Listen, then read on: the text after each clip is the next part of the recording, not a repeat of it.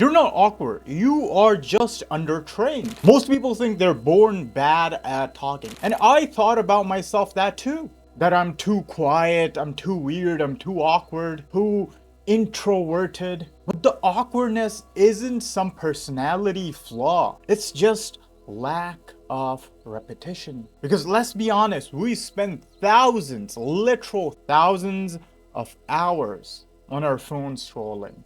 Yet maybe hundreds of conversations we had in last year. So when finally it comes time to look someone in the eye and make a conversation, we just go lagging. Our system shuts down. And today I'll show you how to actually retrain your social confidence. Not through fake charisma, not through extroverted energy, but through 4 drills that rewire how you connect with people.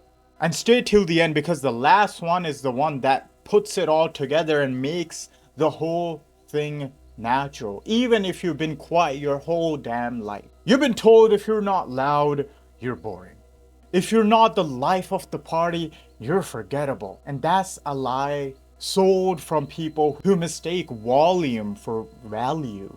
So introverts aren't really broken. They're just observant. They read rooms, they read the patterns. And if you are one of those introverts, you can definitely connect to these sentences right now. But the problem is no one really taught you how to connect all this observation into connections. So let's fix that one system at a time. Skill 1, the curiosity reframe. Here's the first rep. Curiosity beats charisma. Most people yap to impress, but confidence people talk to understand. Instead of asking, what do you do? I swear to God, this next time I get this question, I'm gonna lose it. You should be asking, what keeps you busy? What's fun tonight?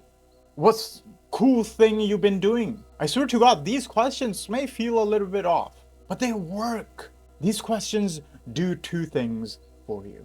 First one, it removes the social pressure because question is kind of open-ended.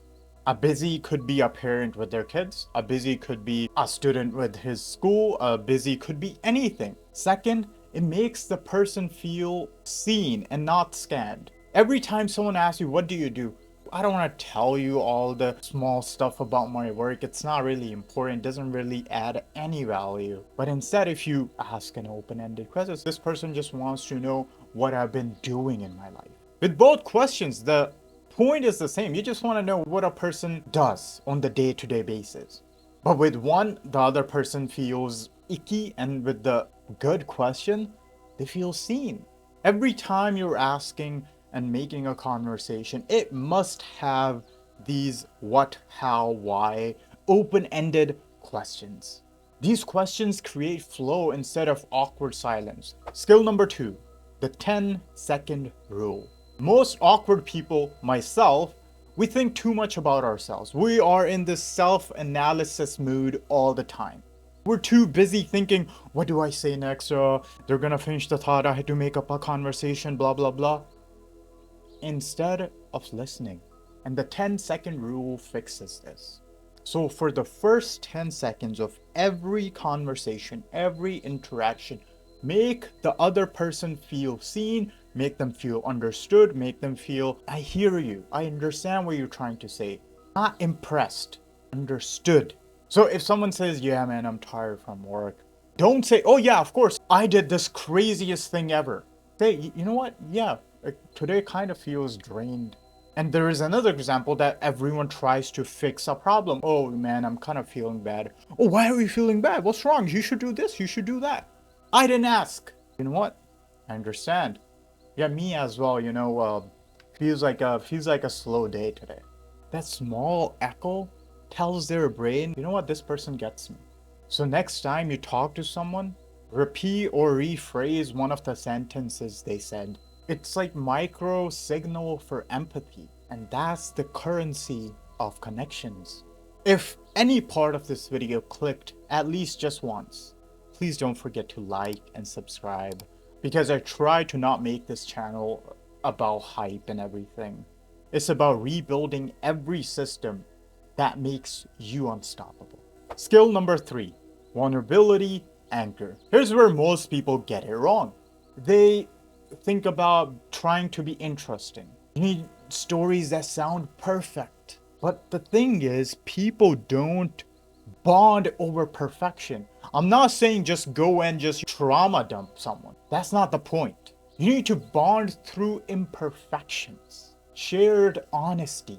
So tell short stories from your day, not the highlights, but the human interactions. In real life, we're not social media. In real life, we still have to connect with people like humans, like people do. So maybe something awkward happened at the gym. Maybe you forgot your pre-workout.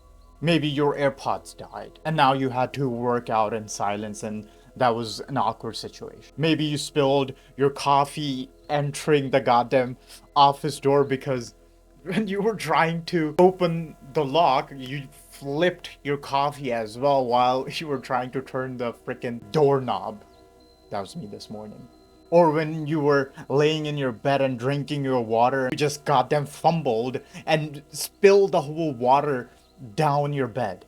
That was me a couple days ago. These are the interactions that are fun, that are stupid, and that are imperfect, but these bond.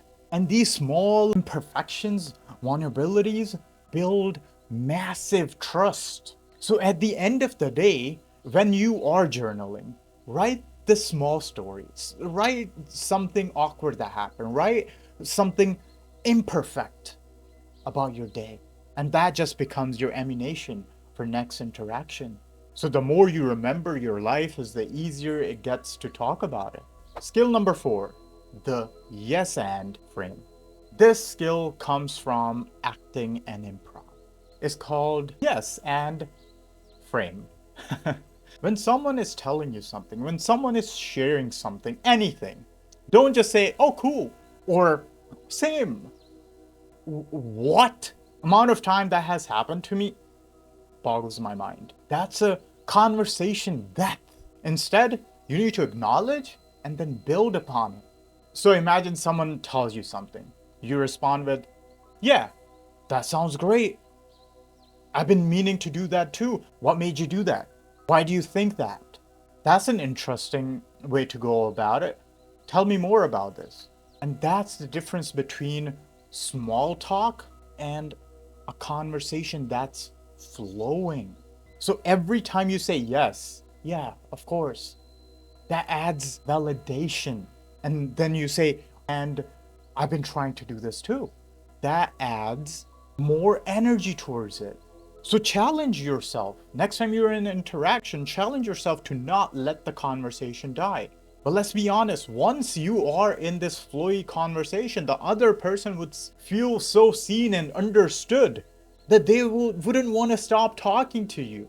But everything they say, try to add a question to it, ask a question, or add a new angle. And you'll feel your brain stretch, literally, with this social workout. And here's the truth. Social confidence isn't about being louder. It's about being grounded. People can feel when you're calm, when you're twitchy, when you're anxious, when you're not trying to win anything, especially when you're just present. And that presence only comes from when you stop worrying about how you look. It was never about you. You're not that special. No one is so focused on you. You're not the greatest, the only guy who exists. Understand that in the best possible way. So start focusing on the person you're talking to, who's in front of you. Listen. So next time when you walk in a room, try not to worry about dominating it. Try not to worry about, I need to be looking cool, I need to be looking this and that. Shut it down. Understand people in front of you.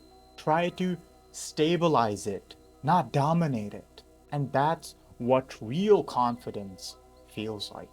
And if you are building your confidence, start with what actually matters, the structure. Because confidence isn't built in conversations. It's built in clarity, repetitions, and routine. And that's why I built the Reset Kit to help you rebuild your habits, your focus, and your environment like an operator, not a wanderer. Go grab it. Link is in the description. And remember, this isn't motivation season.